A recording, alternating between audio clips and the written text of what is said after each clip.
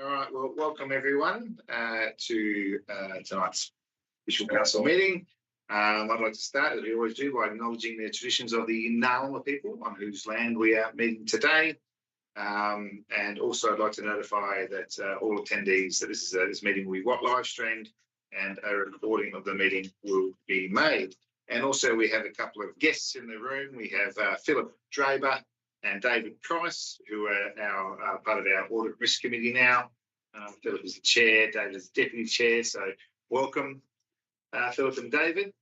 We look forward to working with you guys in the future to expand our thought about risk and my big idea is this opportunity cost and making sure that our community infrastructure plan, strategic community plan, line up with the council's aspirations, and we all have enough dollars to make it happen. Okay, right. Record of attendance. So we have all councillors here today. Councillor Johansson was approved leave of absence, but he's decided to join us online. Hello, Brenton. You can hear us? Yeah, I think it's all working. Yep, perfect. Okay, and all staff here as well. We have Lee Riddell, our Director of Development Services online, and Warren Corporate Services online as well. All right, 3 is public question time. Do we have any questions from the public at all? There's a chance. It was curly, I was referred to the CEO anyway, so.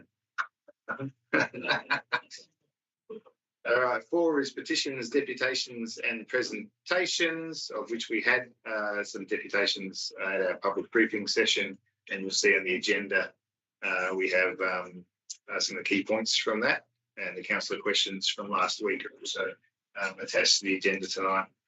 5 is requests for leave of absence. Do we have any requests for leave of absence at the next council meeting?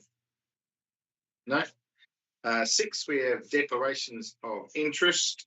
So we might start by just going to those in order on what's listed on the agenda. So Councillor Furlong, would you like to start? Yes, Mr Mayor, I have an impartial interest in 9.12, supported accommodation scheme policy, as I'm a casual employee of PKUC, who is invested in supporting this accommodation scheme. So Furlong, that's what we'll Yes, I'm the same. Item 9.12 for support accommodation scheme. In fact, our interest is I'm also an employee of Kimberley University Centre who are interested in the scheme. Yeah, and myself, I have a declared interest, financial interest in 11.1, which is the housing development expression of interest for the Bainton development, for the consideration of public submissions and final investment decision, as my business partner is involved in the construction of that project. Next, it's the first time we've done this, I think. Do we have to see? I'll just do this on block. We have one item relating to senior employees. So the CEO and each of the directors has a impartiality interest because it relates to us. Yeah, perfect. Yeah. Okay, so moving on to sorry, Mayor, I also got a question from Councillor Nunn about the superannuation item. And whether or not councillors needed to declare an interest. Because all of you are impacted evenly, it's considered to be a matter in common, so you don't need to declare an interest. CEO. 7, confirmation of minutes and business arising from minutes of previous meetings. The office recommendation on page 6, and that is that the minutes of the ordinary meeting of council held on Monday the 26th of May 2025 be confirmed as true and correct recording of proceedings. Now, someone move the minutes. Councillor Gillen, seconded. CEO. Sorry. Councillor Worth, that's the recording, is it? Yeah, no, it's just sorry. Sorry, Councillor. Anyone gets the minutes? No? So that carry. What I normally say, I can forget the past. That's right. You'd think you do this every month, you'd have some sort of consistency. Right. 8 is announcements by a person presiding. That discussion, of which I had a number of meetings last month, including with the Premier. I was invited to the Rio Tinto Leadership Connect panel, which was a fantastic opportunity to talk to the top 250 senior executive from Rio Tinto about the challenges here. Our new Minister for Pilbara was up, again, had a great meeting with them. It's great to see that we're getting some traction with state government. And I went to the Walpole Mayors and Presidents Forum at Perth, got up with our local member. I went and hopefully inspired some kids at Clontarf for their employment forum. And I did a site tour of St Luke's, try and work with them about some of the land they have available that we could sort of co-locate some future amenity and services. So 9 is the corporate and commercial reports. 9.1 being statements for period ended 30th of April 2025, with the officer's recommendation on page 8. And there's a council received financial statements for the financial period ending 30th of April 2025, as shown in attachments 1 through to 4. Can I have someone move this motion? Councillor Simpson. Someone to second the motion. Councillor Gillum. Is anyone against the motion? No. Councillor Simpson, would you like to speak for? Oh, no, much more to add, Mr. Mayor, but tracking along well, as always. Okay. Thank you. That motion has passed. 9.2 is the list of payments from the 1st of April 2025 to the 30th of April 2025, with the officer's recommendation on page 17. And as the council received the list of payments totaling $12.8 million, as detailed in attachments 1, 2, and 3, being made up of 1, trust payments, of which there was none, B pay payments 771 to 794, and F cost payments from 8613 to 8918, which is inclusive and totaled $9.2 million. There were no check vouchers. There were no cancelled payments. There were some direct debits, $2,142. Credit card payments totaled $38,711, and our payroll for April was $3.5 million. Can I have someone move this motion? Councillor Stockler, someone to second it. Councillor Furlong. Is anyone against the motion? Councillor Stockler, would you like to speak for the motion?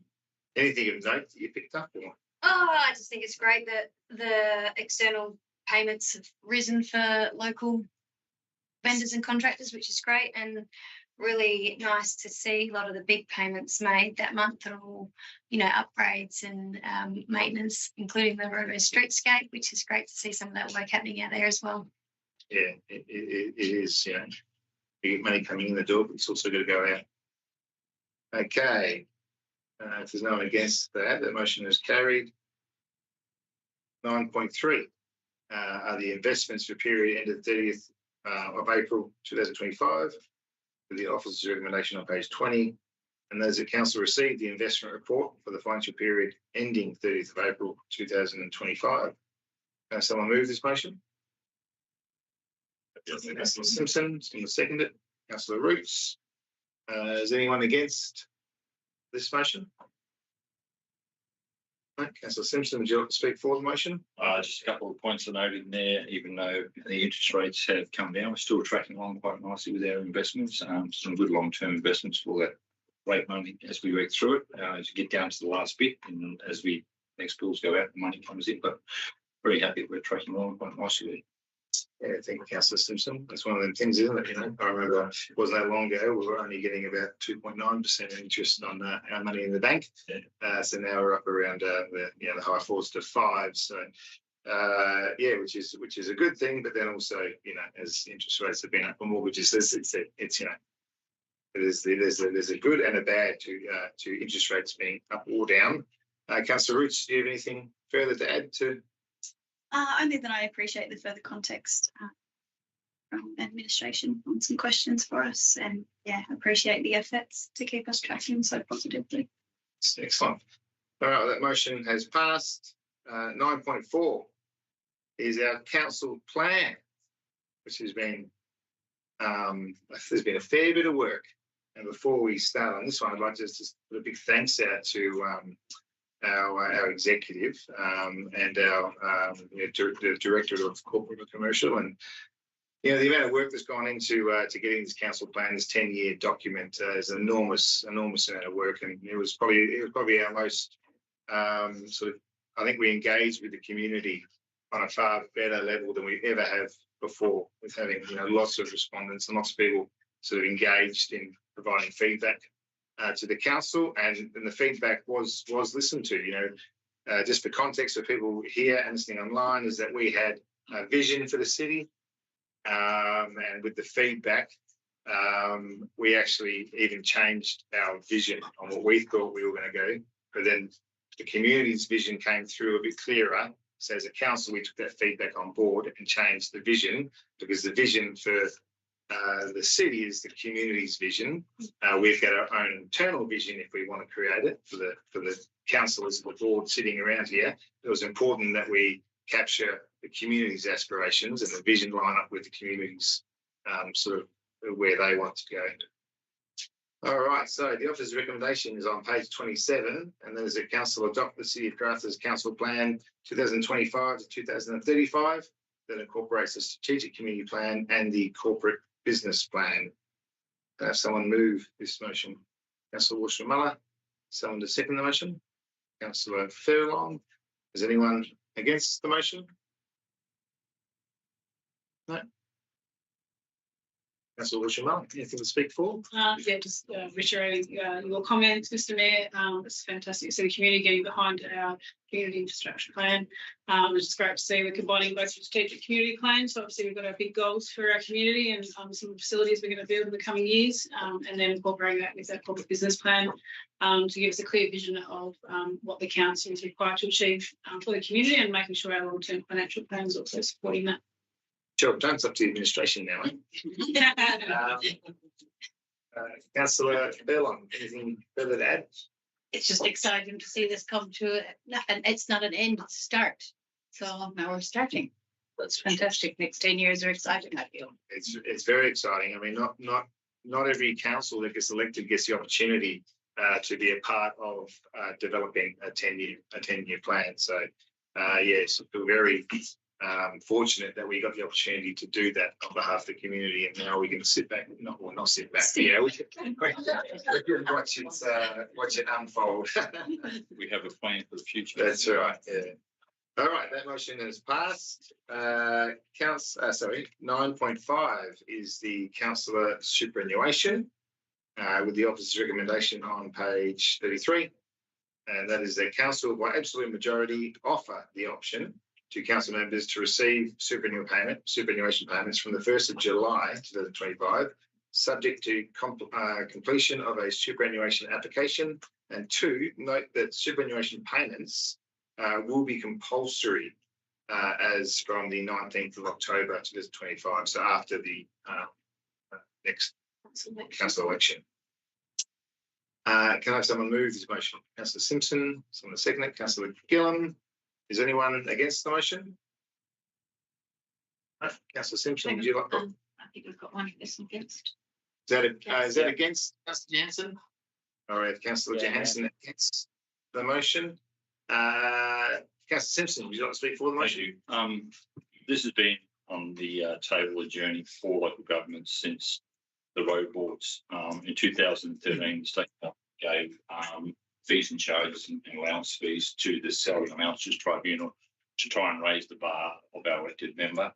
We've brought in compulsory training. We've done things like allow you to do the Australian Institute Company Directors course to raise that level. The superannuation is brought in the early 90s to make people relying on government. And as I said in this chamber, and we have 6 elected women in our chamber. Women are one of the main ones that superannuation misses out on. And I think it's important that they don't, as a councillor, if you want to get the right people on the table, need to offer this with the remuneration of pay, but also the superannuation, so they can build up for their future as well. I think it's a really great step for local government to be where they are today, able to do that. Thank you, Councillor Simpson. Councillor Johansson, would you like to speak against the motion? Yeah, I understand it's going to come in as compulsory measure later down the track anyway. I just feel that it shouldn't be forced upon ratepayers at all. It's something that we're already overpaid. It's an unnecessary burden on ratepayers and just another way for the system to suck more money out of ratepayers. Councillor Johansson, Councillor Gillam. For me, I think Councillor Simpson actually nailed the argument. Thank you for that. And just to add that I agree that it will definitely encourage, my perspective, greater diversity to attract and retain council members, because the superannuation is something that you receive if you do any other job. Helen? Now, is anyone else that would like to speak against the motion? Councillor Simpson, do you speak for it again? I think I've said quite a bit. Right, okay. Well, we'll put it to the vote. So those in favour of the office recommendation? 7, yeah, 8, myself. Okay, so that is against. Yeah, sorry, Brenda, would you like to confirm that you're against? Yes, and 1 against. So that has that motion has passed. Okay, thank you, everyone. 9.6 is the annual delegations register review 2024 to 25, with the officer's recommendation on page 36. And those that council approve the amended delegations register as attached to this report. Can someone move this motion? Councillor Walsh-Muller, someone second the motion? Councillor Roots. Is anyone against the motion? Councillor Walsh-Muller, do you want to speak for the motion? Yeah, it's great. There's good governance. Every year, obviously, positions change within the staffing. So I think it's makes sense to make sure it's checked every year. So yeah, it's just following a good policy. Thank you, Councillor Walsh-Muller. Councillor Roots, anything further to add? Nothing further. No, nothing too exciting at delegations. I mean, it's an important document, yeah? And all the approvals are there, and the CEO gets the delegations, and it goes down the line through to our executive and managers, and is important to update it. And I do notice, some of the new ones in there, like the crossing construction, repair and removal, just going to delegation to manage asset maintenance, and just updating it so that that they're consistent with Walber's model as well. So we're keeping in line and consistently updating the city of Karratha. I remember when I first got here, we in the administration, we could do a lot of stuff, but we're a bit behind on, all the paperwork, let's say, and being in line with, sort of the rest of the states and through Walber, everything that lines up together. All right, there's no more to add to that. That motion has passed. 9.7 is our key performance measures for Q3 2024-25, with the officer's recommendation on page 41. As the council received the Q3 performance report for 2024-2025. Someone move this motion? Councillor Roots, someone to second the motion? Councillor Furlong. Is anyone against our KPMs? Councillor Roots, would you like to speak for our key performance measures? Just to express gratitude, I really appreciated the presentation that we had on the KPIs, and while I acknowledge there is a way to go, there's some remarkable results in it. So thanks for the answer. I'll work on it. Yeah, thank you. And to Councillor's office point before, the percentage of invoices that we pay local suppliers is up around 72%. Which is really good considering we have that price preference policy, and we can really funnel some funds, a fair bit of our funds, 3/4 of it, to our local businesses, which is fantastic. Councillor Furlong, anything further to add? Not really, no. It's Councillor Rhodes said that presentation sounded up perfectly. Okay, thanks for that. All right, well, that motion has passed. 9.8 is the review of our finance policies, with the officer's recommendation on page 52. And that is that council adopt the amended council policies. A, this is CF03, the investment policy. B, CF10, the rating policy. C, CF11, the rating exemption policy. And CF14, the reserve funding policy. And 2, that we repeal the following council policies: CF04, the investment policy relating to property; CF05, the hardship rate relief policy; and CF19, the COVID-19 financial hardship policy. And for those listening online, it doesn't mean that financial hardship in that policy is gone. We've just grouped it together in policies where they fit a little bit better. They don't need to be sort of singled out. Okay, can someone move this motion? Councillor Swaffer, someone second it. Councillor Roots. Is anyone against the motion? No? Councillor Swaffer, anything to say? I think administration summed it up in saying, you know, that it's important that we remain consistent with our policies and contemporary as well. And it was a great presentation that we received at briefing too from the finance team, which outlined those changes well. It's a great thing about what we're doing now with the public briefings. We used to have huge workshops. Now we add some of that detail to the public briefings, so we can ask questions with the public tuning in, which is good. Councillor Roots, anything further to add? Yeah, just appreciate that format. It really helps us, you know, be the experts that we're expected to be on these matters. And I really appreciate the amalgamation of unnecessary documentation. Wherever we can cut red tape that's unnecessary, it's important too. Councillor Roots, if there's no one against that motion, it is carried. 9.9 is our work health and safety policy, with the officer's recommendation on page 57, and that is a council adopt the amended CH06 work health and safety policy. Have someone move this motion? Councillor Gillam, seconded. Councillor Simpson. Is anyone against this motion? Right. Councillor Gillam, would you like to speak for the motion? I think much like the delegations policy, you don't know you need it till you need it, but when you need it, you need it. Exactly. So I think it definitely reflects well on the governance of the city that the proposed amendments are minor administrative and corrections, which is what you want to see on a health and safety policy. So I support this, thank you. Yeah, like it's just minor amendments, so it's just the readability of the document. I think what's amazing is as you move forward, what I've noticed 43 this year is there used to be a lot of text. It's unnecessary words, even in emails. And now we're just seem to be shortening things and getting to the point. Right, who seconded that motion? Councillor Simpson. Anything further to that? Just Councillor Gordon summed it up. You don't know you need it till you need it. So it's important that we view these. It's good, good governance. So very good. Happy to support this motion. Yeah, right. There's no one against that motion. It is passed. 9.10 is the submissions for advertised differential rates and the ministerial approval for the 2025-26 year, with the officer's recommendation on page 60. And then as a council, I have considered submissions regarding the advertised 2025-26 differential rates model. And one, we acknowledge that submissions received regarding the proposed differential rates model for 2025-26 have been considered.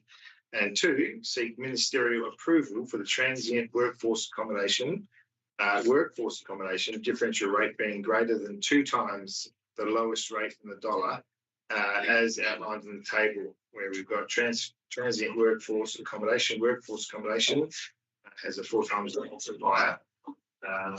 And our residential rate in the dollar remains unchanged, and we're not increasing, will propose not increase the rates on residential properties. Can I have someone move this motion? Councillor Gillam, secondly Councillor Roots. Anyone against this motion?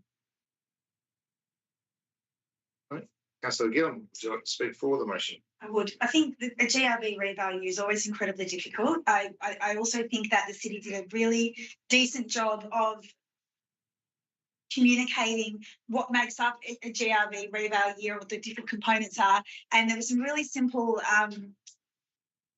pictures put out through the social media channels that really resonated with me, and I think that they explained it really well. So I think that most people, or I hope that most people in Karratha saw them, read them, informed themselves, at least ratepayers anyways, to our role in the GRV reval year and what we were able to do and what we are doing particularly for the residential ratepayers. We are doing what we can do to the best of our ability. So Roots. If I could just add the lack of what we're able to do in Yes. space as well is probably I chose those words carefully. that's all right, I'll say it, I don't mind. Also, you know, to talk about our TWA, I hope that we are able to successfully get ministerial approval. TWA are effectively people who are coming here and using our services and being within our community, and we welcome them to come in, but it is effectively putting a strain on all of our services and then they leave. So I think it is more than fair that we seek that type of approval, and I hope that we're successful in that.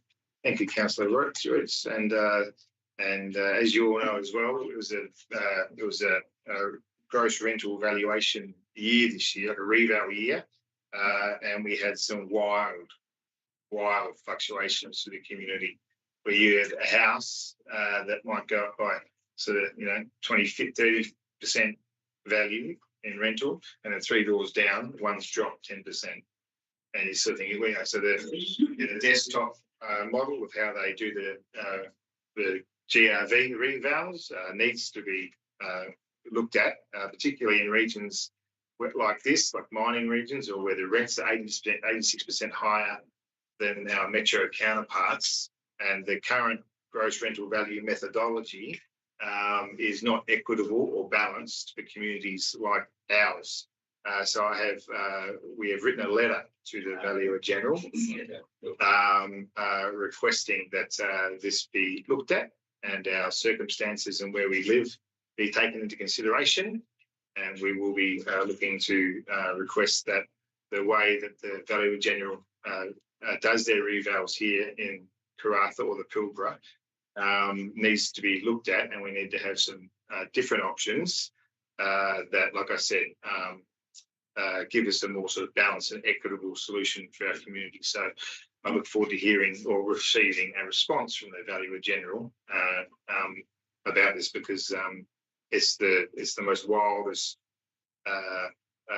reval year that we've seen, where we've got just such a disproportionate sort of rate in over a variety of properties. Mr. Mayor, may I add something as well? Yes, certainly. I think it's also important to note that ratepayers can contact Landgate directly too if they do have an issue and they do see a massive fluctuation in theirs, and then they can actually go through a process to have them individually reviewed.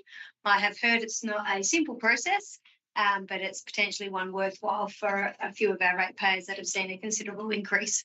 Thank you, Councillor Zoffel. Well, if the community knows that we're putting a submission in, written a letter to the Valuer General, then get on board and do the same. And also, just to add, there's only a certain amount of time frame allowed to challenge the Valuer General, so you have to do it within a certain time frame, otherwise you can't challenge that valuation. So encourage mum and dads to look at that value, look at their neighbour and the person across the street, and make sure they match it. That's what it's based off of. That's some good advice. If there's nothing further to add and no one is against that motion has passed. 9.11 is the adoption of fees and charges for 2025 to 26, where we have the officer's recommendation. We also have an amendment put forward by Councillor Johansson. You all have a copy of this amendment in front of you. Okay, so I'll put this one. Yes. Councillor Johansson, do you have a copy of the latest? I'm assuming you do, because it's yours. Just want to make sure, because we're online, that you've got access to it. Yeah, I got a copy of the one from a few days ago. Yeah, I think that should be fine. Yep. That's great. Thanks. Okay, so the amendment, I'll place that first on the list. Oh yes, sorry, so we need to get it on the table, but I'll read it out first. So the Councillor Johansson, the amendment, the council adopt fees and charges detailed measurement 1 with the following amendments. You get those tables in there suggesting his amendments to our fees and charges. The tennis courts, the recreation storage sheds, over reserve hire fees. That's all of it. Okay, can I have someone move to have this? Have we moved the substantive? No, I haven't. Yeah. So I need someone to move the office recommendation, which is That's the it. adoption of fees and charges. Yep. Councillor Swaffer, seconded. Councillor Simpson. Is there anyone against this motion? No. But there is a proposed amendment. Yeah. As read out and in front of you, Councillor Johansson's amendment. So if this amendment to the substantive, the office recommendation, is in support, I need someone to move that this amendment is accepted. Put it on the table, yeah. Councillor Swaffer, and a second, Yes, Councillor Johansson. Okay, so we have the amendment now on the table. Now, there is a request from Councillor Johansson that each of the parts be dealt with separately. I think that's for you to decide as the presiding member. In A, B, and B. Yeah, well, I don't know Yeah. if I'd like to Yeah. put in a procedural request that it is voted on separately, as each fee structure is its own individual case, and to respect good practice for democratic decision making. They each deserve their own voting merit. so. Councillor Johansson, just so I'm clear, you're requesting that we vote on sort of A by itself, and then B by itself, and then C by itself. Yeah, they're three different items. Okay.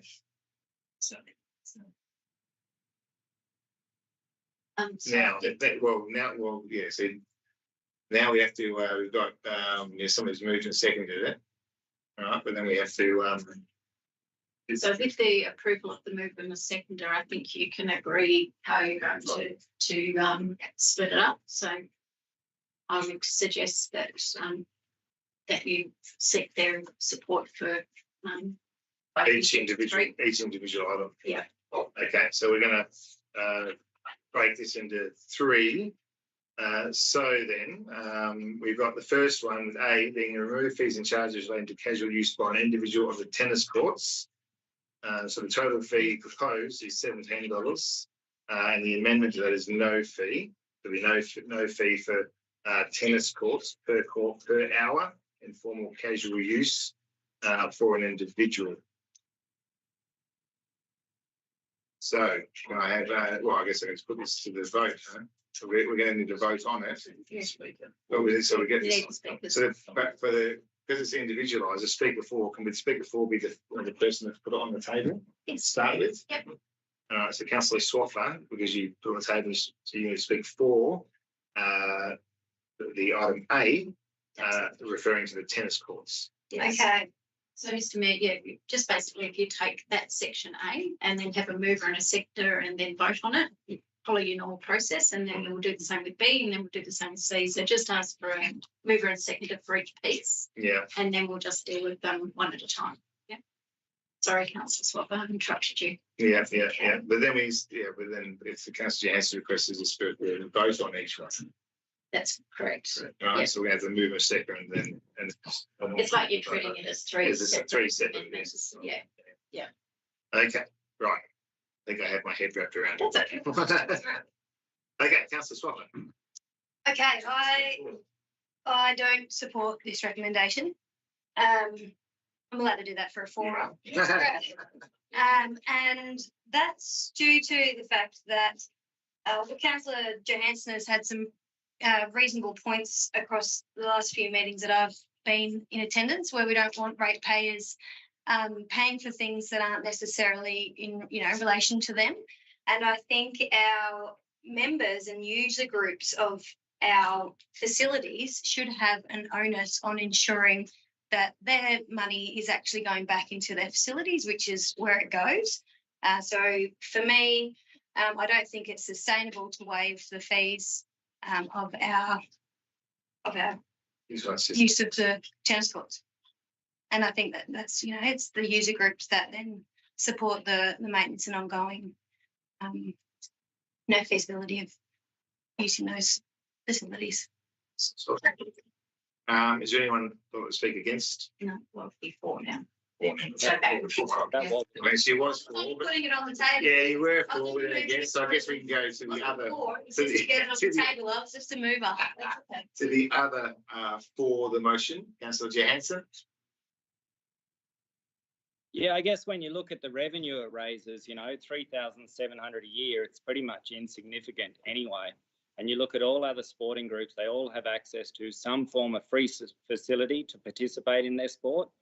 We're currently up in Darwin and speaking with tennis players from cities all around Australia. They all have access to free tennis courts. There's 3 facilities alone in Darwin that they have access to for free during daytime use. Here we are calling ourselves a city, but we can't even provide sporting opportunities for all kids through, you know, just because they don't play basketball, football, or we build $1 million soccer skate parks and we don't charge them to access the skate park for the kids that like to skate. So here we've got a facility where we're charging, like the other parents laughed when I told them we pay $17 an hour to access the tennis courts. How do you grow participation in a sport and increase the numbers when you're limiting access to it? And if we're going to go by this user pays framework that Jody brings up, that's fine. Let's bring in the Leisureplex. Now, for all the ratepayers that have a swimming pool at home and don't access the Leisureplex, let's give them a discount and start charging the people that do use the Leisureplex appropriate fees to cover the costs of running and managing that facility, because it costs $2 million a year to run that facility, and you're telling me $3,700 a year for the tennis courts is too much to waive for kids to have access to courts? It's embarrassing. How can we call ourselves a city? Thank you, Councillor Johansson. Anyone like to speak against the motion? Can I ask a question of Councillor Johansson specifically? My question, Councillor Johansson, is just around, are you a user of the courts? My kids do use the courts, yes. Okay, so I would have thought then that you may have declared an interest in this item. For my kids using the courts, But your kids, your direct family? I mean, you can Yeah. choose to declare or not declare, that's up to you, but I just wanted to ask the question. I have an interest in I use the courts, but like, don't we all use facilities around town? But specifically, if you are using these facilities and you're trying to get a discount specifically just for that one facility, I would say that's an interest. Yeah, I'm fighting Your the thing. ratepayers that want access to the facilities that they pay for and be Right, able we can go one at a time, speaker for, speaker against. So Councillor Johansson, you've had your chance to speak for. Councillor Gillum, you've raised your concerns. Is there Councillor Roots, anyone else that would like to speak for or against the motion? I think it's important to speak against because I am very much of the opinion that we should always be doing exactly what this item is doing and reviewing our fees and seeing where we can make things more equitable. I think it's really important to note, particularly for our people who may be watching at home, that it's like Councillor Johansson said, it's a very minimal fee. It is quite accessible. And it's not about trying to shut people out. It's about creating ownership of what you're doing. I've experienced myself in my own business. If there's no financial buy-in, then there's less likelihood to actually show up for things, take care of things. And we've also got documented incidents of vandalism. And, you know, that may be unfortunate that we are very unique, that we're the only place in Australia that makes people pay for a tennis court, but there's a reason for that. It's because we want to keep it in a usable condition that isn't graffitied. So that's all I've got to say about that. Thank you, Councillor Roots. Okay, well, should we put it to the vote? So all those in favour of removing fees and charges relating to casual use by individual of the tennis courts? In favour? That would be Councillor Johansson. Councillor Johansson, that's one. All those against the proposed? That's all. So that's 8-1. Okay, so that motion has lost. Right, then we move on to the amendment for fee to remove fees and charges relating to recreation storage shed used by junior sports clubs. Can someone move to move this motion? Councillor Roots. Someone do second it. Councillor Johansson. Okay. Yeah. Councillor Roots. Are we able to suspend standing orders for a minute? We can suspend standing orders if everyone. You can move that. Everyone, yes. Councillor Simpson, like to second. Move that. Who'd like to second it? Councillor Washington Muller. Okay. We'll suspend standing orders and open discussion on what would you like to discuss. Councillor Roots. Appreciate that. I just, it does give it a different context when we're looking at them separately because it's different financial implications. So I suppose looking at our administrator's recommendation, once again, we're looking at, you know, putting the onus on if there's no financial buy-in. I mean, it's something that we have seen within our councillor group lately, is that there's been areas near storage sheds that haven't been looked after because there hasn't been accountability. They already paid. Pardon? Sorry. Just, you continue, Councillor Roots, and Sure. we'll go on to the next person.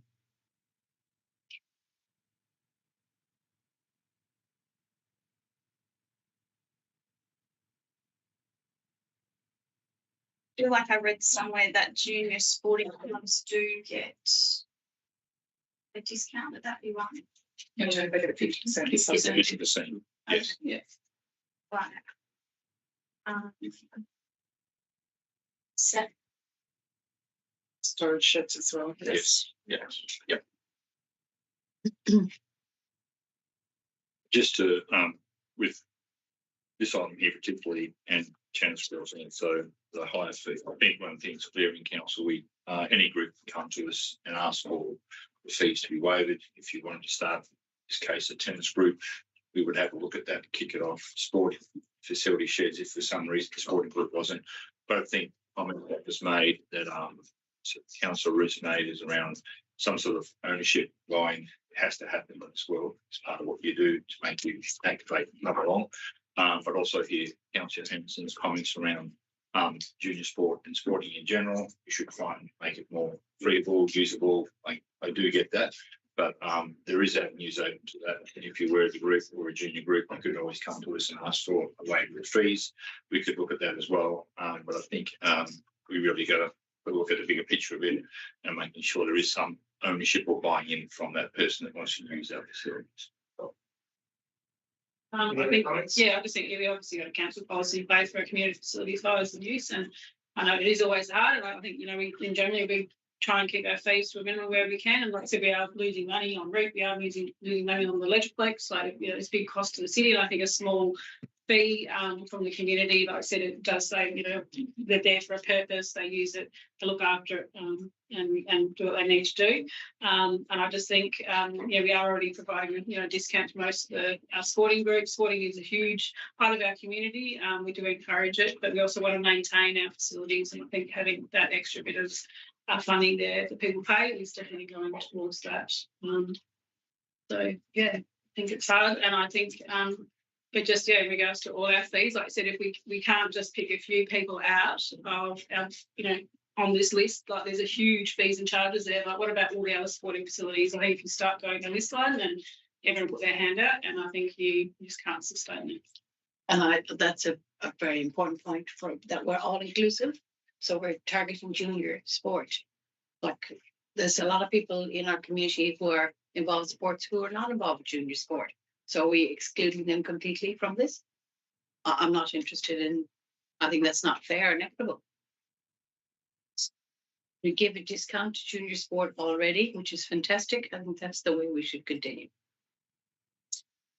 I think too, going back to the opportunities for a sport to grow, there's other ways in which we can offer that. So it might be putting in a fixed structured tennis net at an open park facility where then it can be utilised.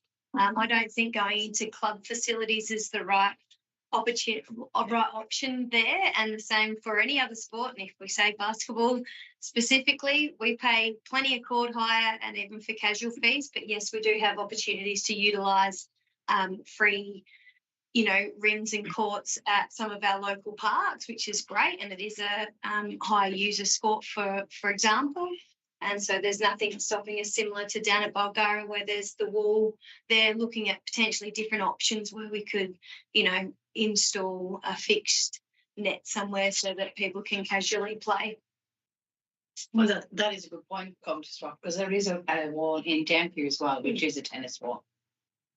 Yeah, well, I think it's important as well to remember that community facilities are at a cost to the ratepayer. It costs a lot of government, and that is our job. It does cost, but you do need to get some sort of income coming back to be so sustainable. You can't just build things and then just be a constant cost, further cost on the community each and every year. You've got to bring in some revenues for that structure. Councillor Roots just pointed out, having a fee attached to things brings more ownership on it, and the user pay system does ensure that people treat and respect these services. Councillor Gillon. I did just want to add, I think my fellow councillors have added some very valid points, which I won't repeat. The additional point for me is that there's some inequality here in that there are not enough storage sheds to go around. So some groups would then benefit from a free storage shed, but others will have nothing. So therefore, there's inequity there. I think the only way it could ever possibly work is if we had enough storage sheds for every sports group who wanted one, which we simply don't have. Well, I think So by adding a charge. But if you had to focus on junior sport as well, this is if the council wants to have an agenda to further support junior sport, or sport in general, or these facilities, then we can have the discussion to make sure everyone's brought into the mix, and with a fair and equal approach to all sporting clubs, all sporting codes, all facilities. Okay, is that enough discussion around the item? Should we go back into standing orders?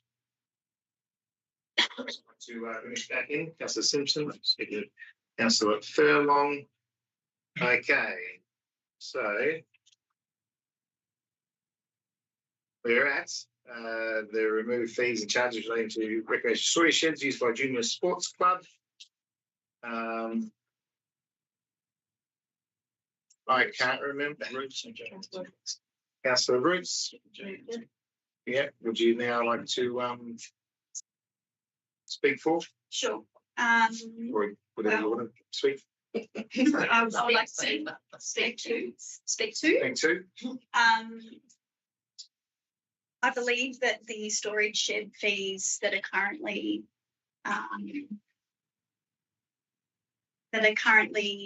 working through the city of Karratha are quite equitable. This is particularly for junior sporting clubs. So we're looking at an average of $50 a month for sheds. And, a really important point Councillor Gillen brought up is we don't have enough already. So I think it's a very fair way to be looking after the city assets that we're providing for our junior sporting clubs. Councillor Roots. Councillor Johansson, you got the opportunity to speak for. I think what everyone said about making, clubs pay their, fair share for things to maintain these facilities is a great idea, considering ratepayers already pay their rates. So I think when it comes to arts and culture, and when we're running these free events at the Red Earth Arts Centre, and it's costing us $8 million a year, maybe we should start charging for these events also, make user pay. Councillor Johansson, does anyone else like to speak against the motion? Anyone want to speak for the motion? No? All right, well, let's put it to the vote. So all those in favour of removing the fees and charges relating to recreational storage sheds by junior sports clubs? Councillor Johansson. All those against? It's 8-1. That motion has lost. Okay, next is removing fees and charges relating to oval hire for junior sports clubs. With the oval reserve hire fees for hire per day for junior sports club non-seasonal only, and hire per hour for junior sports club non-seasonal only, and junior seasonal team charges, those fees to be removed. Can I have someone move to put this on the table? Sure. Councillor Furlong. Councillor Johansson. Seconded, Councillor Furlong. Okay. Councillor Johansson, would you like to speak for this motion?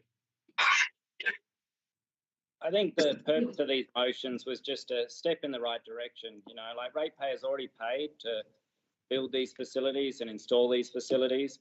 They already pay to maintain these facilities. And it's about time they stop paying to have to use the facilities as well. Like it's like taxes. We're just triple taxing people for the sake of it, you know, just because you can. Councillor Furlong. I think everyone who's involved with the junior club pays a fee to that club so that their children can be involved in the club. I think the club has an onus to pay back to the city to protect our ratepayers. Because our ratepayers, as Councillor Hanson said, have paid for it. So they shouldn't have to keep paying for it when junior clubs have an onus to maintain as well as and be involved in the maintenance of those clubs. Thank you, Councillor Furlong. Anyone else like to speak for the motion? Anyone else like to speak against the motion? Councillor Gillam. I'd just like to add that in my previous life, I've been an oval booker before. And as an oval booker, if I could book those ovals for free, you know what I'm going to do? I'm going to book them all day, every day. And I'm going to make sure that nobody else can get on those ovals and I'm going to get in first because we'd love some more oval time. But at the cost of $140, I'm going to use the oval mindfully, carefully and respectfully. And I'm not going to take up any extra time than what I actually need. And we're going to make sure that we get on the oval in a timely fashion and off the oval in a timely fashion at our designated time. So that structure and those rules actually make everyone play nice. Okay, well, let's put it to the vote. So those in favour of the removal of fees and charges related to oval hire by junior sports clubs. Councillor Johansson. Those against. 8-1. That motion has lost. Okay.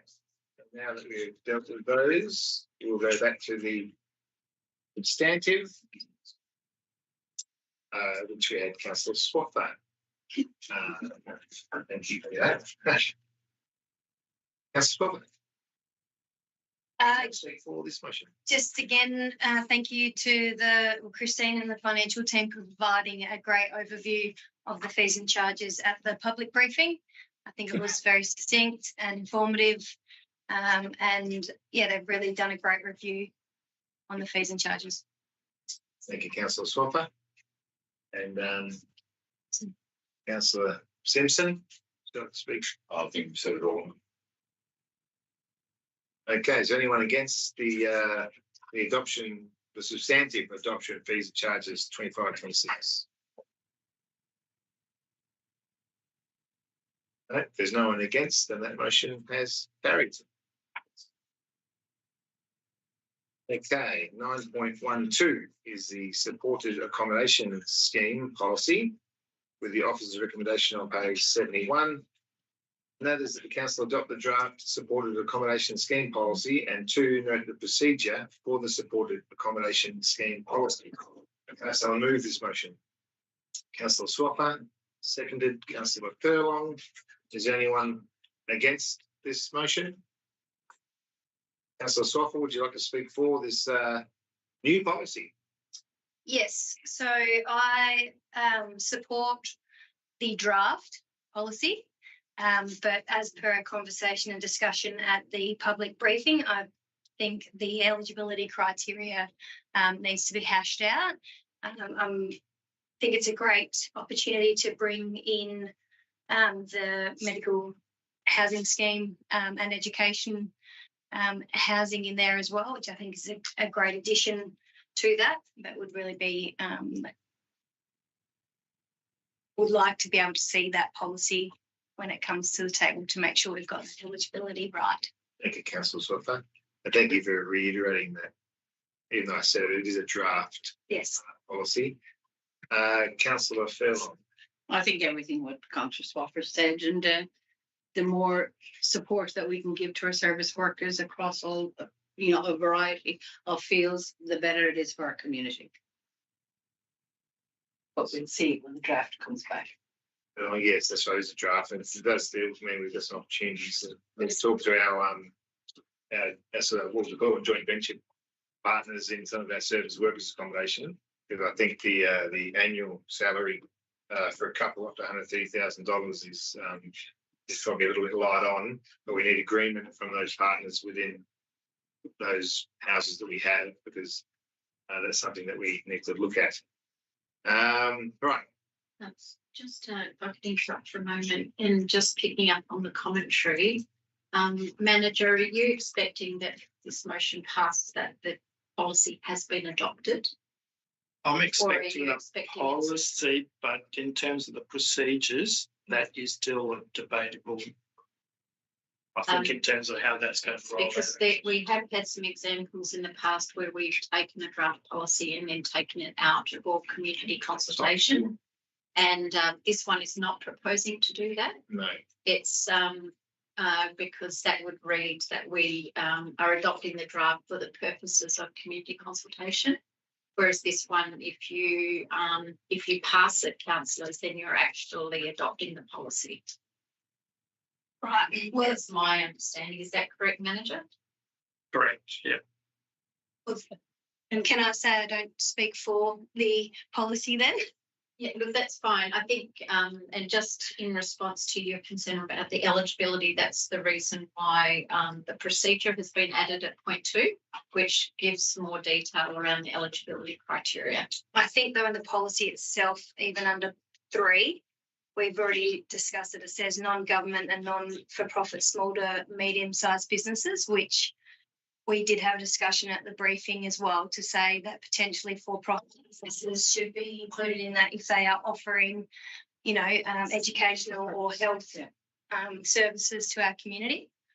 Can I suggest that's an amendment then, councillor, if that's of importance to you in the policy?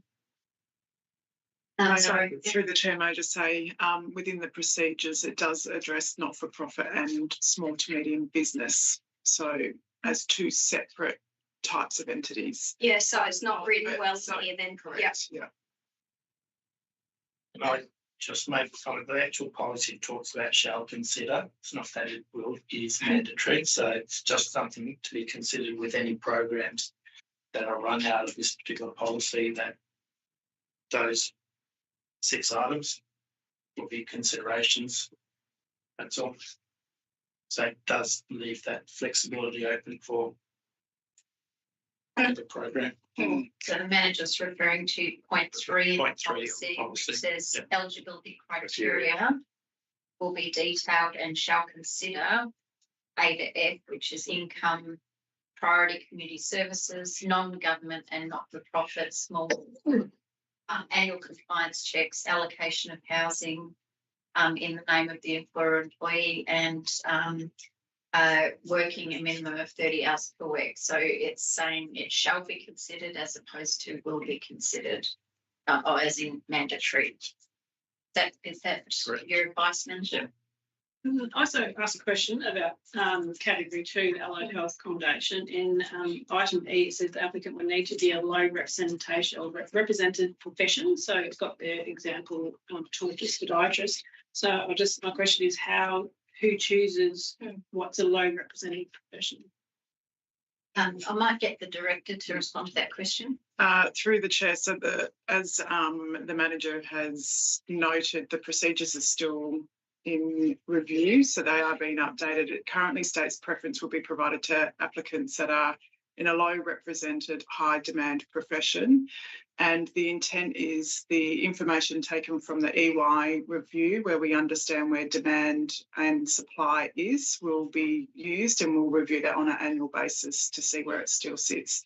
Again, it won't be, it's not an eligibility criteria that they have to be in a high demand, low supply profession. It's just, I guess, a mechanism to provide a weighting over what could be potentially a number of applications that may come through. And would that include professions that are already using the medical housing or service housing scheme? Through the chair, so that ends on the 30th of June, and yes, it would mean that they would be eligible to go through this process to seek subsidised housing. Would it be beneficial? Well, I must say, if it's, or is it beneficial? Do you want to suspend, because there's lots of questions and you want to seek clarification on things. I suggest we suspend standing orders. Because once we're standing orders, we need to go through the correct procedural sort of motions. Would you like to suspend standing? Yes, Councillor Rich, seconded Councillor Swaffer. Okay, so suspend standing orders. So there's any more questions or discussion? Yeah, it's imperative. I mean, the MSHS expires today. So it's really important for us to get this right today. So, our directors let us know that people who are utilising that would be eligible to be able to go through this scheme. And if we did approve this tonight, how soon could this be implemented for those people that have lost that income from their housing? Through the chair, so that's a question of the manager of governance. That's about anyway, is it? Well, from the presentation. So perhaps if I can respond, we're talking about two different schemes, right? Yeah. So the MSHS was an industry funded scheme for allied health. Industry withdrew their funding. The city extended it for a period of time, but that was done very clearly with a limit. And so that time frame, there has been notice provided. That time frame has now ended, and we are, I suppose, taking the opportunity to open up an alternative avenue, but it is subject to available housing, whereas the MSHS was a cash provided to the employer to provide housing for their employees. And this is actually saying that we can allow any available housing that we might be managing, we can make it available to people in that criteria, employees in that criteria. So it's not going to be a direct like for like, and it's not going to necessarily pick up the same cohort or the same number of participants.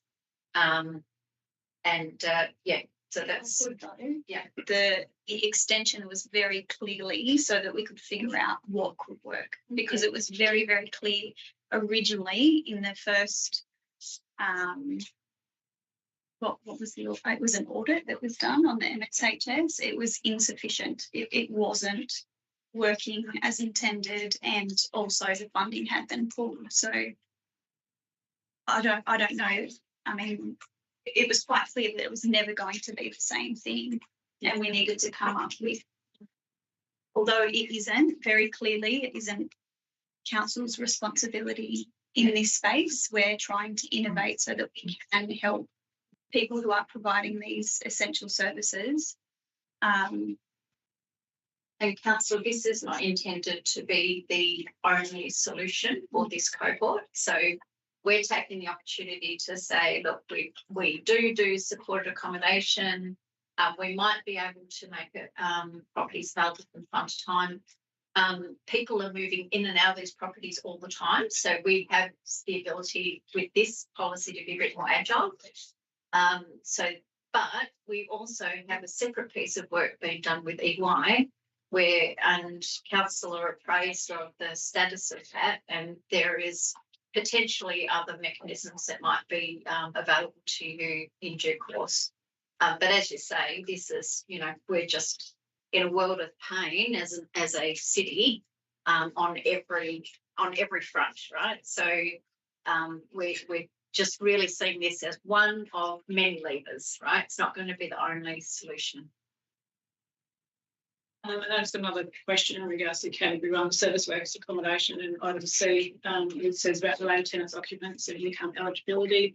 Applicants shall not have a combined gross accessible income of about 130,000. Doesn't actually talk about how many tenants could actually be in that property. I think if we're restricting it, for instance, if we go 4x2 home, I bet you know people are going to only put 2 people because they've got to be under that threshold. I think that is also a barrier to try and fill these houses. So I don't know if that could change if there was, you know, 4 rooms in the house. Does that mean there could be 4 different occupants in that house? I think that's something that's just very restrictive in that wording.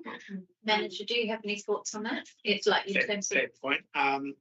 The service work accommodation that we've currently applied, which is what you've got in front of you, is really been for the Shakespeare properties, which are 2x1s, I think.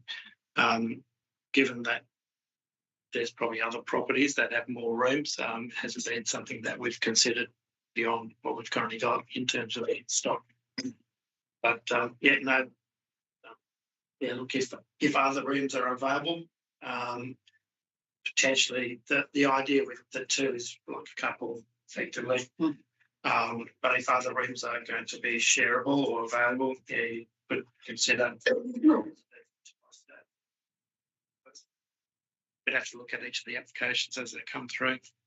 But does that need to be stated somewhere? Yeah, we can. As I said, that specifically is a procedure that we can certainly go back to and make some modifications to, given that the mix of housing, if we're opening up Warriors now 3x1s, there's potential for change for those type.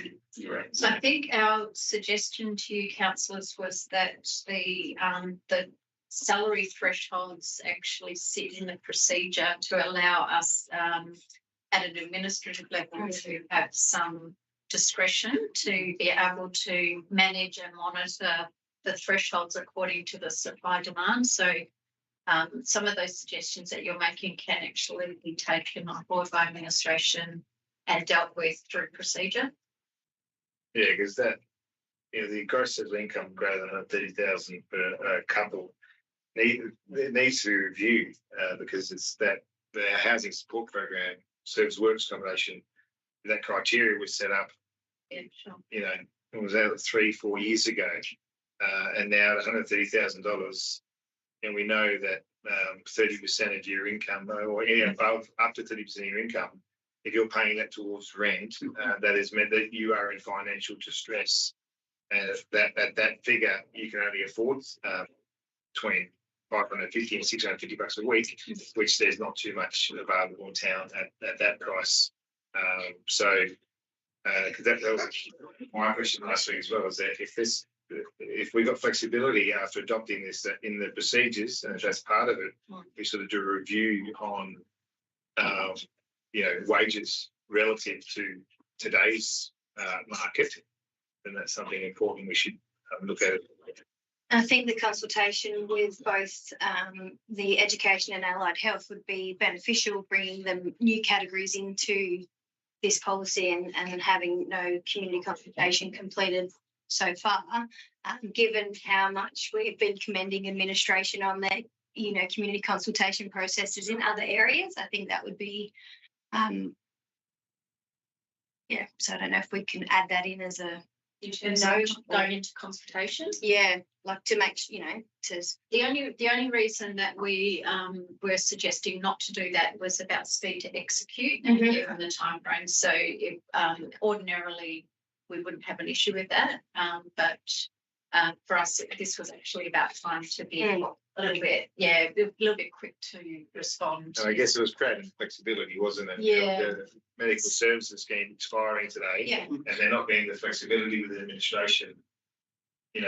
We still think we can improve it, but you could still be rolling it out and having some of that consultation occurring as well to ensure. So we could, for example, accept an amendment where we adopt the policy, but then conduct a consultation process, perhaps in a few months' time or something like that. Would that hamper the initiation of the policy, like being able to get people into? No, so if the policy is adopted, we can get started.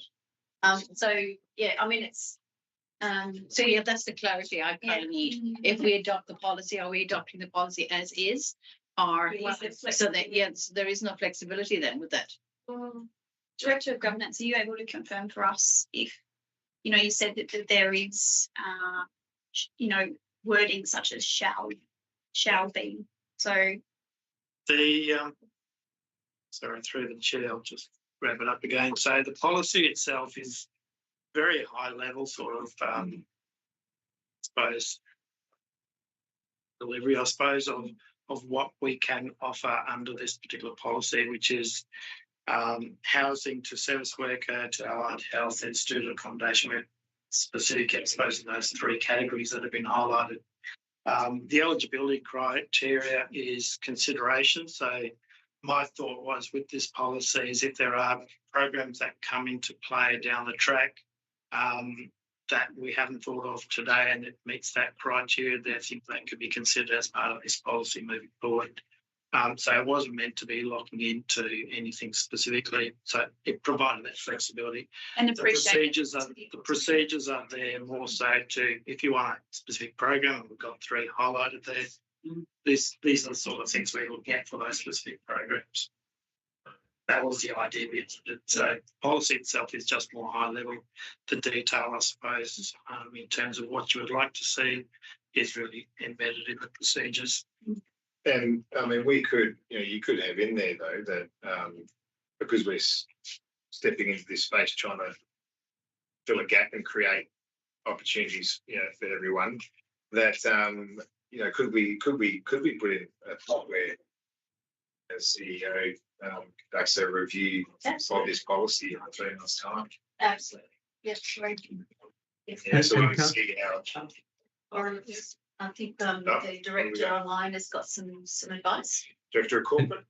And councillors, that would be absolutely appropriate. So adopting the policy just gives us direction and guidance at this head of power to engage on the detail of the procedure. So in the report, it tells us that the city will engage with stakeholders in the implementation of the policy, and it may lead to update of the procedures in line with what's envisaged in the policy. So that's certainly envisaged, but if the consultation tells us the policy needs to change, then we need to bring that back to council for decision. But equally, the procedure might tell us that we need to review this policy as to its effectiveness in 3-6 months' time. So absolutely appropriate, councillors, if you put in that the policy should be reviewed in 6 months and that there should be engagement on the procedures, but if it brings changes to policy, to bring that forward as well. Yeah, because I guess director as well, if looking from a governance point of view, if we're going to adopt something and it's new to the market, and we're referencing that we're going to engage with some stakeholders, and from a governance point of view as well for council, we need to ensure there's a timeline attached to it where we can review that stakeholder engagement and make sure it comes back to us. So administration knows, yes, we're moving on with this, but then council's also given a direct guidance to what we want to see the stakeholder engagement. We want to see how this policy is rolling out, and then we need to review it within a time frame so it comes back to us. I feel like it's a great compromise to maintain the level of engagement that we've made sure to have in all of our strategies that we're building, but also have it implemented very swiftly because we know that the issues now. We're all seeing the community tell us how much we need answers and solutions. So. Okay. So do we need an amendment? Well, we'll go back to standing orders, and if someone wants to make an amendment, they can. Who would like to vote to go back into standing orders? Councillor Roots, Councillor Swaffer. Okay, so we have the item in front of us with the officer's recommendation. Who moved it already? Councillor Swaffer. Get after that discussion. Councillor Swaffer. Yes, Mr. Mayor. Do you still want to move the motion as it stands? Can we move an amended? Yes, we can do an amendment. What amendment would you like to suggest? I would like to suggest that the Let me have a look here. Where be So we're still adopting the draft supported accommodation scheme policy with a review in 6. Well, can I suggest, councillor, that maybe you add a point Point 3, three. Yeah. right? And you request the CEO to conduct stakeholder and community consultation. Yeah. And revert back to council within 6 months. Right. With the outcome of the consultation. It's relevant stakeholders. Yeah, relevant stakeholders and revert and report back to council in 6 months' time. How does that sound? Sounds good. Something like that? Well done. Thanks. Nice work, councillor. Yeah, thank you. Thank you very much. Happy to second, council. You got that, Kate? So request the CEO To review. to conduct stakeholder engagement Yeah. and report back to council in 6 months' time. So just so we're clear, councillor Swanton, we're adopting the draft supported accommodation scheme policy, and we're noting the procedure for the supported accommodation scheme policy. And your point 3 is that you request the CEO to conduct stakeholder engagement and report back to council in 6 months' time. I'd make a suggestion. I know we're not in standing orders, but We I are. need to be really. I understand. Yeah, that's what I meant. Sorry, we're not out of standing orders. It would be really great to kind of also get an update on how the policy has been going over that 6 months. So not just report back on the stakeholder engagement, but actual. Yep. So usage of the policy. So, councillor, are you comfortable with adding a few more words into your amendment? I am. Yeah, you are. Okay. Thanks, Joyce. And so you can't open that. So we've got conduct stakeholder engagement and report back to council time detailing the outcomes of engagement and progress on the performance of the policy. Policy, yeah. How's that sound? Yep. Yep. Yep. Are you okay with that, Director? Sorry, Emma, I was just. Oh, sorry. I was, No, no, that's well, I fine. was thinking it's not my policy, but No, no. through the chair, I I'm might thinking just about add. consultation. Yeah. Yeah, that should be fine. And I think also we have the health services review, which will be completed in August to come to council. So that will help inform Yeah. this process as well. Okay. Right, so just to repeat 3, it is to request the CEO to conduct stakeholder engagement, report back to council in 6 months' time, detailing the outcomes of engagement and progress on the performance of the policy. Thank you, Mr. Mayor. That sounds great. Have someone to second that motion? Councillor Simpson. Anyone against the amended motion? The amendment is carried. Okay. Well done, everyone. All right. I think we made it. 10 is community experience reports, with the 10.1 being the 24-hour library services pilot. This one is an alternate. Put the alternate first. Yes. All right, so of which we have an alternate recommendation by Councillor Nunn, of which you all should have a copy of. So, councillor Johansson, can I just confirm you've got the alternate?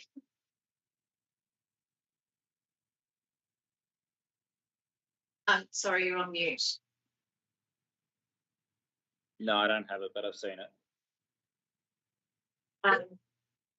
It's okay. Well, we'll read out the alternate, but if you need it sent to you, let me know. Okay, so the alternate is that Council 1 acknowledge the motion carried at the March 2025 annual electors meeting, requesting that Council considers a pilot trial of opening one or more library facilities 24/7. 2, requests the Chief Executive Officer to investigate an extension of hours at the Karratha and Wickham libraries during weekday evenings and over the weekend, with a report for Council's consideration to be presented to the October Council meeting. Can I have someone move this motion? So, yeah, so just to confirm for councillors with an alternate is that you have two in front of you. The alternate gets put up first, and if you vote the alternate in, then the other one drops away. That's right. If you wish to retain the original officer's motion, then you vote this one down and then you revert to the original motion. Correct. Thank you, CEO. That's right. Board motion, Councillor Nunn, seconded, Councillor Walsh-Muller. Is anyone against this alternate motion? No? Well, then the alternate is passed. That was easy. Does anyone talk?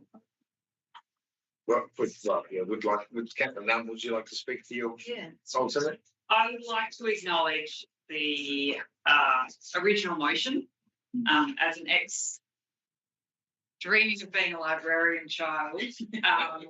Opening a library 24/7 sounds like a dream come true. But unfortunately, the reality doesn't really lend itself to probably coming into play.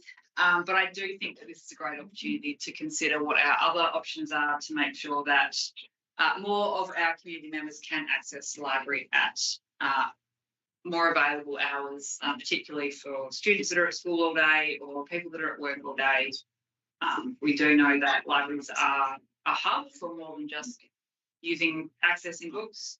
So it's really important that we do utilise these services. So yeah, hopefully we can come back with something that is suitable and acceptable. Thank you, Councillor Nunn.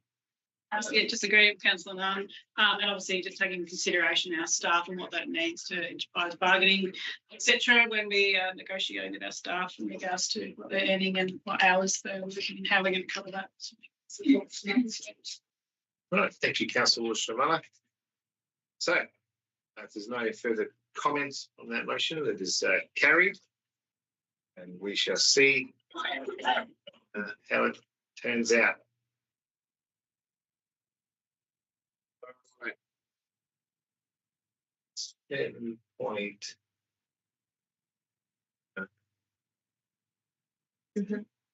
Oh, hang on, I've already, surprising, I've already there. All right, yes, 10.2, advertising of proposed amended policy, community facilities hire and use charges. The policy is CSO4, with the officer's recommendation on page 85. And that is the council acknowledged the motion carried at the March 2025 annual electors meeting, requesting the council approve a waiver of hire fees for eligible not-for-profits, sole traders and small businesses for the use of council facilities when running events for community benefit based on council drafting a policy that identifies appropriate eligibility. And 2, approve for the purposes of community and stakeholder consultation the proposed draft amendments to the community's facilities and use charges policy. Can I have someone move this motion? Councillor Walsh-Muller, seconded. Councillor Nunn. Anyone against the amended policy? No. Councillor Walsh-Muller, would you like to speak for it? I just like to thank the director and the staff for working through. It's quite difficult to work through and make it fair and eligible for not-for-profits to actually apply for this. So it's been a bit of hard work behind the back end of business for everyone. But yeah, I think it's great. I think this will make it a bit more fairer with some policies in place and guidelines for community groups running their events. Like I said, we do want to see events happen, but we do know there's always a cost. So hopefully with regards to setting some guidance on waiving those fees for those groups, I think it'd be great for the public, and also it'd be good to hear from the stakeholders that we're implementing this policy for as to if it's going to work for them or not. Councillor Nunn, would you like to speak for it? Yeah, always supportive of opportunities for people to apply for a fee waiver. I believe that there is a little bit of confusion out there from community groups as to whether they can apply for this and their rates exemption at the same time. So it'd be really great to get administration to make sure that those two things are clarified for community groups. But really great to see the policy updated. else would like to speak for it? That motion is carried. All right.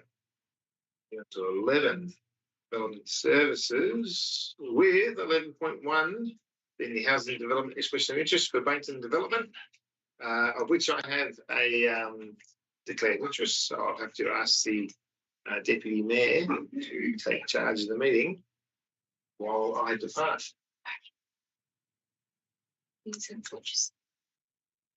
No.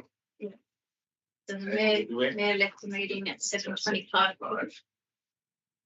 Right. Deputy Mayor Gillum's chairing me. So item 11.1 is the housing development expression of interest for the Bankton Development consideration of public submissions and final investment decision. Just for our audience who may not have been on the journey with us, 12 months ago, the City of Karratha went out to market with an EOI to try and attract developers to our city to see how we could work together with them and collaborate to bring some more housing product onto the market. And we called this project Project Dorothy in the intention that we were going to drop a house on the wicked housing problem. So this is the background, and 12 months later, here we are with the very first FID decision before us tonight. The officer's recommendation is that council by absolute majority, 1, receive the 15 public submissions and the administrator's responses regarding the draft business plan to acquire the proposed development at lot 481 Badgermarley Drive, Bankton, for the purpose of housing. And 2, note that due diligence has been undertaken to minimise risk, including A, the independent business plan review, B, corporate credit reporting, C, contractor references, D, a building inspection report, and 3, agree to undertake a major land transaction to acquire the proposed development at lot 481 Badgermarley Drive, Bankton, for the purpose of housing. And 4, approve a budget allocation of $26,236,692 for the transaction in the 25-26 annual budget to be funded by transfer from the infrastructure reserve. There's one more. And 5, authorise the CEO to execute a contract for sale of land by offer and acceptance and development agreement to facilitate the major land transaction. Would anybody like to move this motion, please? Thank you, Councillor Simpson. And thank you, Councillor Waterstone-Muller, for your second. Councillor Simpson, would you like to speak to this motion? Thank you, Deputy Mayor. Yes, I think this has been a major journey for us. If we think back to 2018, when we saw this $250 billion of development coming, and we went down this road, and 2,000 signatures arrived back into this chamber saying that we shouldn't do it. If we'd done what we're doing today in 2018, we'd have these houses on the market and we'd be ready. I think if I looked at this, it's very similar to the council's decision back in that 16 to buy the quarter building. If you knew now what we knew then, we would have not hesitated in buying it, but I imagine there would be the same nervous around the table. When we look at the proposal, we've gone to market, we've seen quite clearly the state government are keen to take up rent in those buildings, which I think is a win-win for us. One of the key issues is not enough government services in town. They have the same problems the private sector are not able to get rent. So if they able to get rent, we get more government services in town. I think that's a great win. The only thing I know to put downward pressure and help is more rooftops. I think this goes a long way to that. I think tonight the biggest risk is to do nothing. I'm happy to move this motion. It's a great step forward as a local government to be part of this decision making, but also trying to help solve the housing shortage we have in Karratha. Thank you, Councillor Simpson. Councillor Waterstone-Muller, would you like to add anything? Yes, totally agree, Councillor Simpson. I just think it has been a very large decision for the council to make. I don't take it lightly, but I think it is a positive move forward in the housing area for the city of Karratha. And we have done a lot of due diligence behind this. It wasn't a decision that wasn't made very easily, but I think this will definitely provide the city of Karratha with the extra 37 townhouses and apartments, and with an overall project forecast for a positive financial return to the city. I think, stated in the minutes from feedback from people, we have to stop waiting around for others to come to the party. We've tried so hard over the years, state government, federal. I know we've had a bit of a win from Otago, which is coming up on one of our agenda items shortly. But yeah, I think we need to act ourselves and get some housing built. Well said, thank you. Is anybody against this motion? Councillor Johansson, I have you against this motion. Would you like to speak against the motion?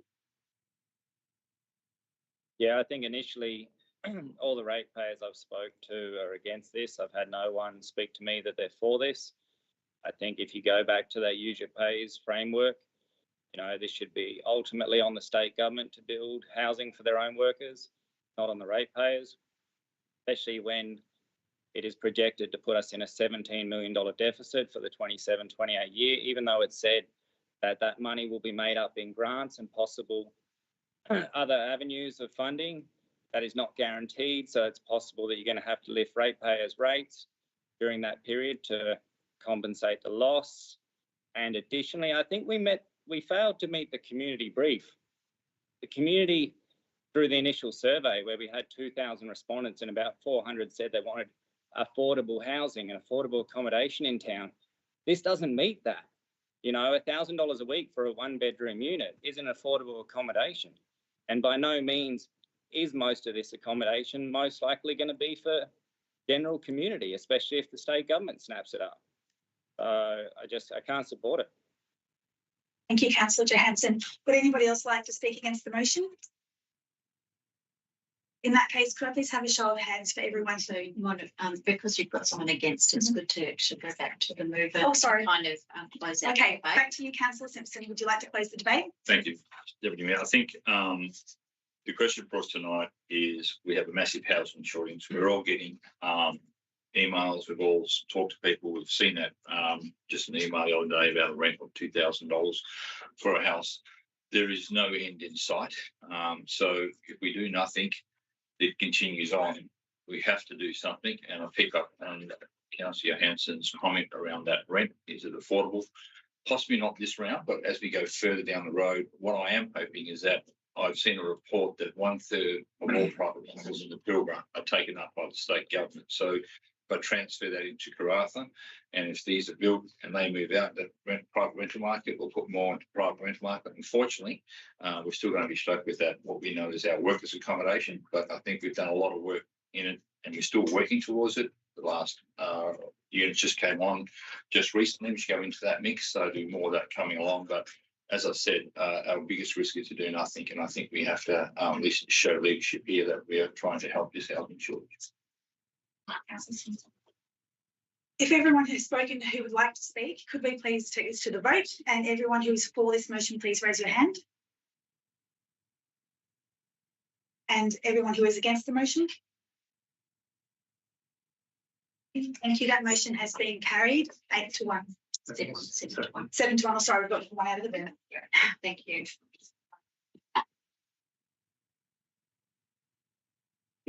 Mayor re-entered the meeting at 7:32.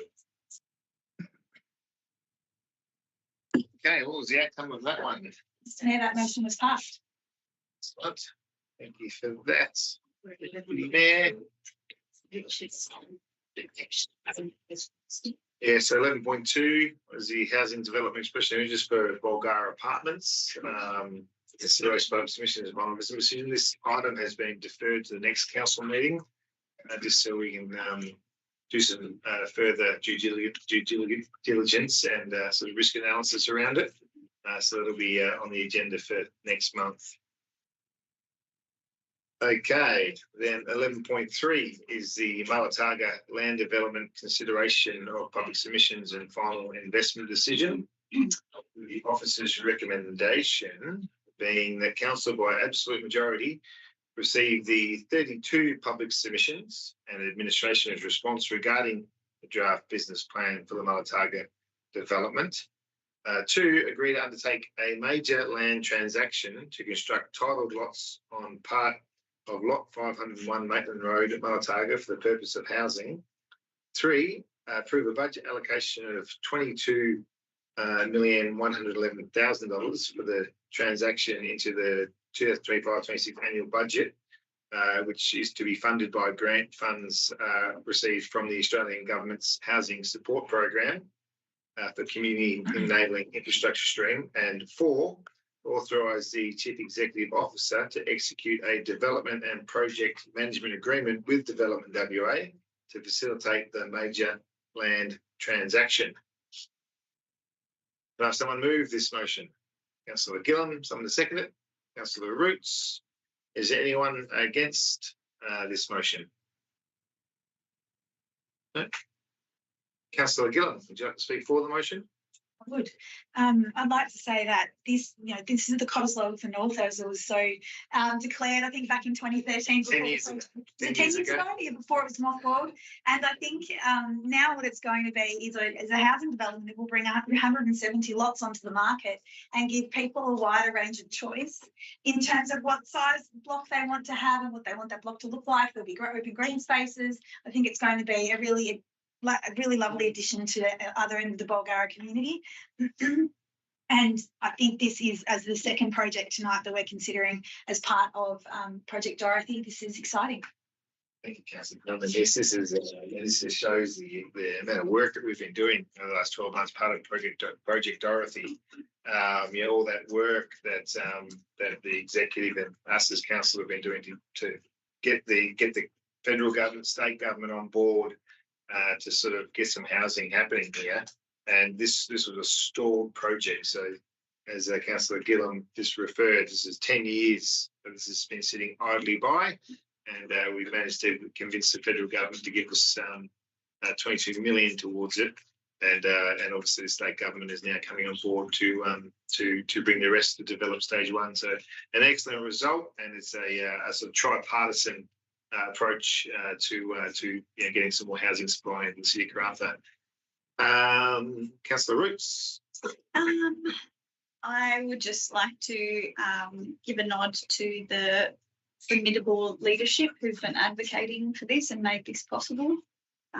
It's a completely diverse way from the item we just saw. It's another avenue that's been the bill's been put in by the federal government. So it's great to see some cooperation there, and I hope that continues to build.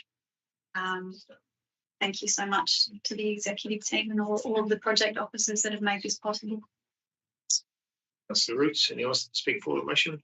Yes, thank you, Mr. Mayor. Just add to Councillor Roots' staff, well done, especially I think George, who wanted to pull things outside that box. And I think Brexit went down to Perth to talk to Development WA to let us actually apply for that. So I think outside the box, the local government to go and take a state government bit of land and say, can we apply for some money to develop it?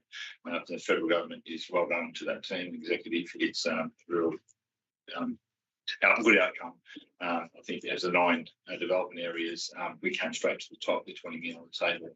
Now, beating that's great, fantastic, and opens up more lands. But yeah, well done to the team. Really good job. Yeah, well, just think about this. It was nearly 12 months ago we made the front page of the West with our Project Dorothy. Click your heels, and we're going to go home. So yeah, from there to here, how it's not quick, but like in 12 months' time, what we've brought to the table and achieved is actually phenomenal. And I would like to point out that the Minister for Housing was up here and did actually say that the city of Karratha is one of the best local governments in Western Australia, and the fact that other local governments should look towards us to how you engage with the state, with federal government to solve problems. And try to move forward on things. And a big thanks to the executive as well, because as council, we set a challenge, right? We said one of the biggest things we want to solve is our housing crisis. And the executive led to that challenge.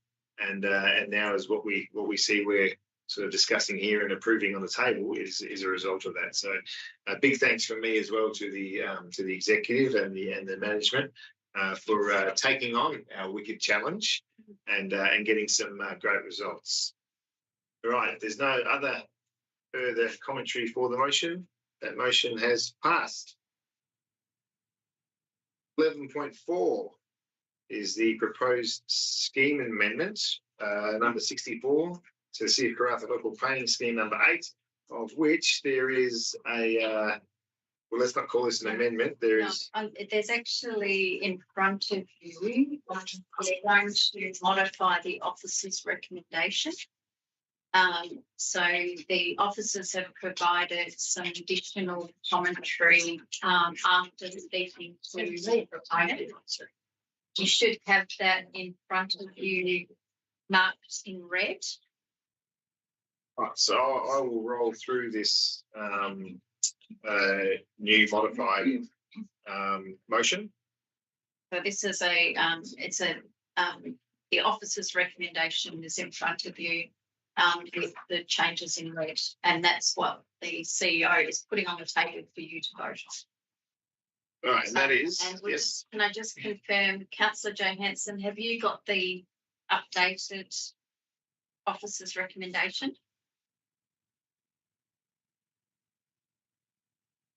No.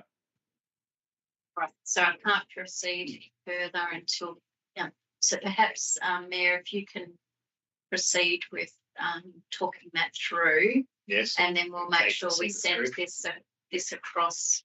And what I might do, Director, I might ask you, once the Mayor's introduced the item, to just talk to the changes to the officer's recommendation, which will assist all the councillors, but in particular Councillor Johansson, who hasn't had it in front of him.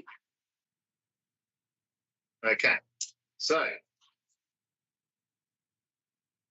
the proposed motion is that council note the submissions received in respect to scheme amendment number 64, the City of Karratha local planning scheme number 8, in accordance with regulation 441 of the Planning and Development Regulations 2015, and endorses the responses contained in attachment 4.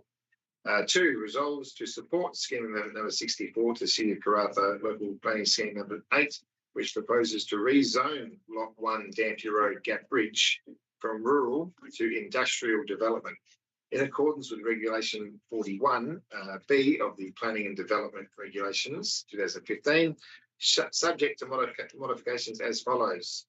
And there's A, insert a new development area under Appendix 5, structure plan areas as follows. So DA 58 is Lot 1 Dampier Road Gap Bridge, base zoning to industrial development, and the structure plan special conditions are that subdivision and development shall have due regard to the requirements for a structure plan approved by the West Australian Planning Commission and or other supporting technical investigations being progressed to demonstrate that the proposal is consistent with the orderly and proper planning of the broader Gap Bridge North development investigation area to the satisfaction of the local government.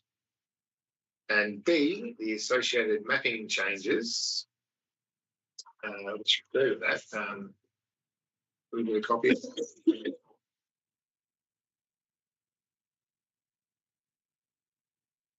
This is an attachment to the report, yes, to that. All right, and 3 is to classify scheme amendment number 64 as a complex amendment pursuant to regulation 35 of the Planning and Development Regulations 2015 on the grounds that the proposal is not consistent with the West Australian Planning Commission endorsed City of Karratha local planning strategy, and 4, approved by absolute majority a budget allocation of $250,000 in the 2025-26 budget to progress a technical feasibility study for the broader Gap Bridge North development investigation area, including Lot 1 and Lot 500 Dampier Road. And 5, request the Chief Executive Officer to A, prepare a technical feasibility study to inform a district structure plan for the broader Gap Bridge North development investigation area, inclusive of Lot 1 and Lot 500 Dampier Road, in consultation with Development WA, the Department of Planning, Lands and Heritage, Department of Fire and Emergency Services, infrastructure servicing agencies and affected stakeholders. And B, continue with ongoing collaborations with Development WA, DPLH, DFES service providers and affected landowners to ensure coordinated planning and infrastructure delivery to service the subject site and the broader precinct. And C, commence the technical feasibility study within Q1 of 2025-26 and form a stakeholder reference group, including representatives of owners Lot 1 and 500, to regularly meet and report progress to ensure a coordinated planning outcome is achieved. Okay. So, can I have someone move this motion? Councillor Waterstream-Muller, someone to second the motion? Councillor Swaffer. Councillor Johansson has the response. And could I just confirm? So, Councillor Johansson, we've sent it through to you on email and on Teams. Can I just check that you've got it in front of you? Yeah, I've just read through the changes in red. Thank you. Thanks. And All can right. I ask the director just to make any comments about this latest Yes. change, because this has been provided without notice? So Director, can I just ask you to talk the councillors through the changes in red, please? Through the chair, there's a couple of Oh, sorry, Lee, you're on mute. She's not. Oh, no, she's not. Saying it's been turned off. Oh. I can hear you like so faintly. Oh, you're on. Director, is there any chance you can turn your sound up, or is it? I Not had the mic problem. issues this morning. If I shout, Okay. can you hear me? Yes. Just Don't come closer to your computer. Can you shout for us, please? There's a couple of minor changes that are proposed that have been done in consultation with the applicant. The first is that we're proposing to alter the wording, the development area 58 provision that would go into the scheme to provide a small amount of additional flexibility as to how that would get applied. So we've inserted the word due regard, which is the relevant technical terminology applicable to structure plans. So there's nothing significant there, just providing additional flexibility. And then there's the insertion of 5C to the recommendation as well, which commits to a couple of things, being that we will commence the technical feasibility study in Q1 of the new financial year, and that we will create a stakeholder reference. That's it for the changes. Director. Yes, everyone's clear on the modifications of that motion. So we had Councillor Strong move. It's been seconded by Councillor Swaffer. Is there anyone against this motion? No. Councillor, who was it? Or March? Does that speak for the motion? I just think it's a good rezoning, obviously from rural to industrial development. I think it needs to happen. I think we've got so many projects on the go, a lot coming our way. It's great to see some local people taking that on as an investment and thinking how we can make that work for them.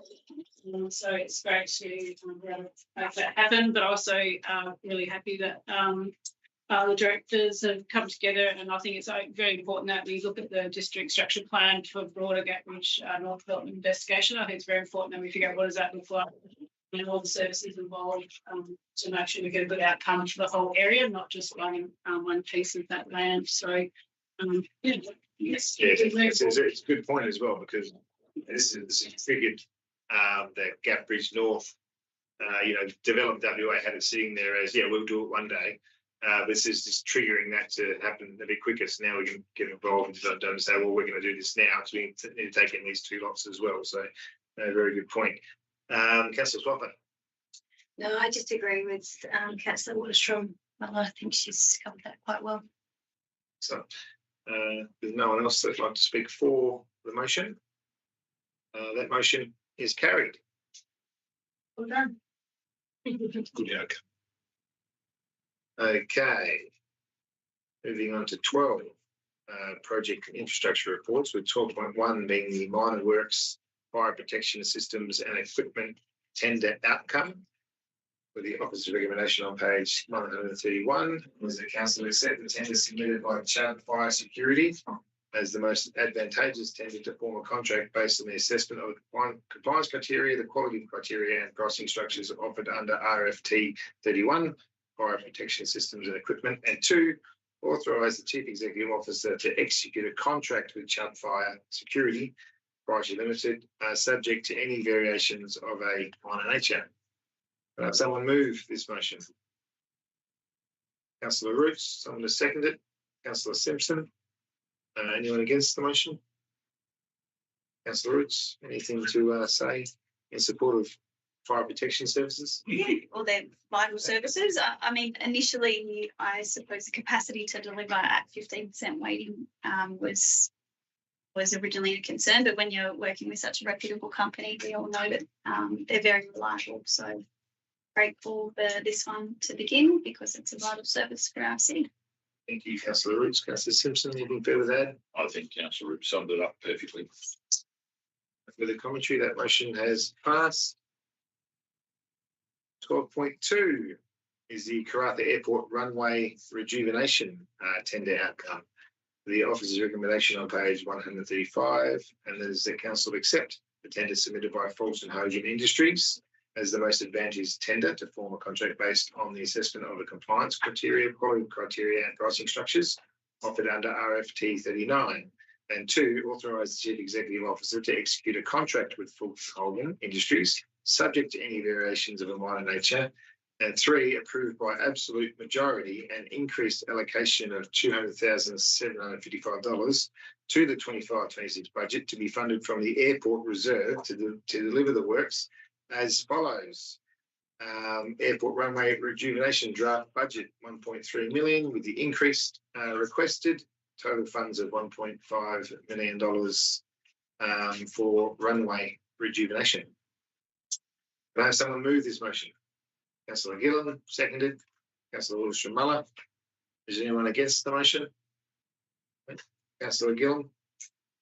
Just to say that, yes, I support the works that will be undertaken for rejuvenation in that we one day hope to have international flights from that runway. So we need to look after it, rejuvenate it, keep it nice. And I remember many years ago before it was extended, the runway used to land and they go dump as the pilot would have to slam on the brakes. And it's a very different asset these days. So we should look after it. It's fortunate itself. Councillor Walsh-Muller. Just saying that just obviously we have to meet our compliance criteria, so it has to be done. That's right. Okay.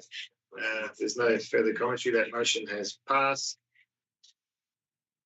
13 is the items for information only under the CEO reports. With 13.1 items for information only, with the office recommendation on page 140. And that is a council note the following information items. 13.11, the community experience update for April. 13.1.2, concessions on fees for city facilities. 13.1.3, the Point Sanderson interim plan Q4 progress update.